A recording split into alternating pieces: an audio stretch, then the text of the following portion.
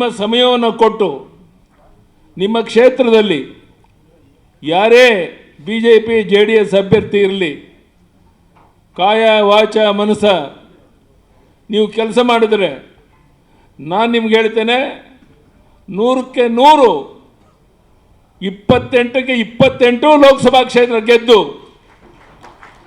ಮಾನ್ಯ ದೇವೇಗೌಡಜಿಯವರನ್ನ, ನಮ್ಮ ರಾಜ್ಯದ ಅಧ್ಯಕ್ಷರನ್ನ 28 ಲೋಕಸಭಾ ಕ್ಷೇತ್ರದಲ್ಲಿ ಗೆದ್ದುವಂಥ ಸದಸ್ಯನ ಕರ್ಕೊಂಡು ಮೋದಿಯವ್ರ ಜೊತೆ ಕರ್ಕೊಂಡು ಹೋಗೋದಕ್ಕೆ ನಾವೆಲ್ಲ ಸಿದ್ಧ ಇದ್ದೇವೆ.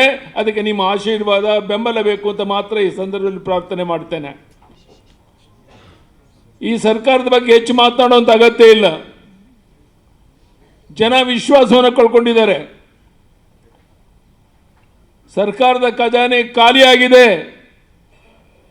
ಅಭಿವೃದ್ಧಿ ಕಾರ್ಯ ಸ್ಥಗಿತ ಆಗಿದೆ.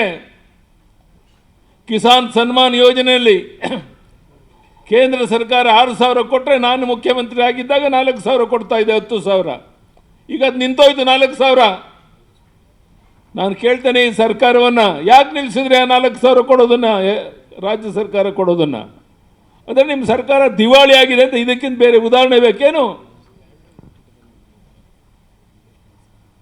ಇವತ್ತು ನಾನು ಹೆಚ್ಚು ಮಾತನಾಡೋಕ್ಕೆ ಇಷ್ಟಪಡೋದಿಲ್ಲ. ನಾನು ವಿನಂತಿಯನ್ನು ಮಾಡ್ತೇನೆ ತಮಗೆ, ಇವತ್ತು BJP JDS ಬೇರೆ ಅಲ್ಲ, ನಾವೆಲ್ಲ ಒಂದೇ ತಾಯಿಯ ಮಕ್ಕಳಂತೆ. ಪ್ರಾಮಾಣಿಕವಾಗಿ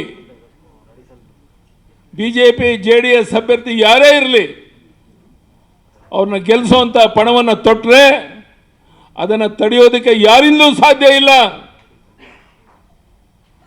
ಈಗಾಗಲೇ ರಾಜ್ಯದ ಉದ್ದಗಲಕ್ಕೆ ಓಡಾಟ ಮಾಡ್ತಿರುವಂಥ ಸಂದರ್ಭದಲ್ಲಿ ಜನ ಈಗಾಗಲೇ BJP JDS ಹೊಂದಾಣಿಕೆಯನ್ನು ಮೆಚ್ಚಿದ್ದಾರೆ, ಬೆಂಬಲ ಕೊಡೋಕ್ಕೆ ಸಿದ್ಧ ಇದ್ದಾರೆ. ಅದನ್ನು ಸದುಪಯೋಗ ಮಾಡಿಕೊಂಡು ನಾವು ನೀವೆಲ್ಲ ಸೇರಿ ಹಿಂದಿನಿಂದಲೇ ಕೆಲಸ ಪ್ರಾರಂಭ ಮಾಡಿದರೆ ಇನ್ನೂ 5-6 ವರ್ಷ ಕಾಲ ನೀವು ವಿಶ್ರಾಂತಿಯಿಂದ ಇರ್ಬೋದು, ಮುಂದಿನ ಲೋಕಸಭಾ ಚುನಾವಣೆವರೆಗೆ. ನಾನೀಗೇನು ಹೇಳಕ್ಕೆ ಇಚ್ಛೆ ಪಡೋಲ್ಲ ಕರ್ನಾಟಕ ರಾಜ್ಯ ಸರ್ಕಾರದ ಬಗ್ಗೆ. ನಾನು ಕೇಳ್ತೇನೆ, ಎಲ್ಲಿದೆ ಅಭಿವೃದ್ಧಿ ಕಾರ್ಯ? ಸುಳ್ಳು ಭರವಸೆಯನ್ನು ಕೊಟ್ಟು ಜನರಿಗೆ ವಂಚನೆ ಮಾಡಿ ಅಧಿಕಾರ ಮತದಿಂದ ಮೈಮರ್ತಿರುವಂಥ ಈ ರಾಜ್ಯ ಸರ್ಕಾರವನ್ನು ಈ ಲೋಕಸಭಾ ಚುನಾವಣೆಯಲ್ಲಿ 28ಕ್ಕೆ 28 ಕ್ಷೇತ್ರ ಗೆದ್ದ ಮೇಲೆ ಏನು ಪರಿಣಾಮ ಆಗುತ್ತೆ ಅನ್ನೋದನ್ನು ನಾನು ಇವಾಗ ಹೇಳಕ್ಕೆ ಇಚ್ಛೆ ಪಡೋದಿಲ್ಲ. ಒಟ್ಟಾಗಿ ಒಂದಾಗಿ ಹೆಜ್ಜೆ ಹಾಕೋಣ. ನಿಶ್ಚಿತವಾಗಿ ನಾನು ನಿಮಗೆ ಭರವಸೆಯನ್ನು ಕೊಡ್ತೇನೆ. ನಿಮ್ಮೆಲ್ಲರ ಬೆಂಬಲದಿಂದ, ವೇದಿಕೆ ಮೇಲೆ ಮುಖಂಡರ ಆಶೀರ್ವಾದದಿಂದ ನಾನು ಹೇಳ್ತಾ ಇದ್ದೇನೆ, ಯಾವುದೇ ಶಕ್ತಿ BJP JDSನ 28 ಲೋಕಸಭಾ ಕ್ಷೇತ್ರವನ್ನು ಗೆಲ್ಲೋದನ್ನು ತಡೆಯೋದಕ್ಕೆ ಸಾಧ್ಯ ಇಲ್ಲ. ಆ ರೀತಿಯ ಒಂದು ವಾತಾವರಣ ರಾಜ್ಯದಲ್ಲಿದೆ. ಇದೇ ರೀತಿಯ ಹೊಂದಾಣಿಕೆ ಬರುವಂಥ ದಿವಸಗಳು ಮುಂದುವರೆದ್ರೆ ನಾನು ನಿಮ್ಗೆ ಹೇಳ್ತೇನೆ, ಕಾಂಗ್ರೆಸ್ ಕರ್ನಾಟಕದಲ್ಲಿ ಸರ್ವನಾಶ ಆಗುತ್ತೆ, ಅವರ ಅಡ್ರೆಸ್ ಇಲ್ಲದಂತಾಗುತ್ತೆ.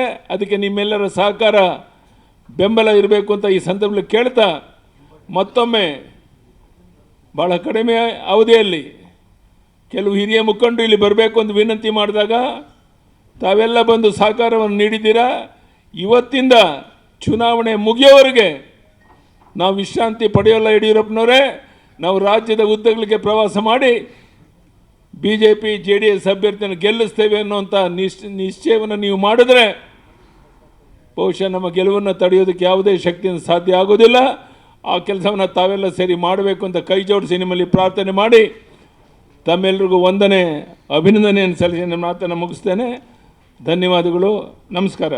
ಬೆಂಗಳೂರಿನಿಂದ ಮಂಗಳೂರುವರೆಗೆ, ಬೀದರ್ನಿಂದ ಚಾಮರಾಜನಗರದವರೆಗೆ ನಿಮ್ಮ ಸುದ್ದಿ ನಿಮ್ಮದೇ ಭಾಷೆಯಲ್ಲಿ ಕರ್ನಾಟಕ ತಕ್.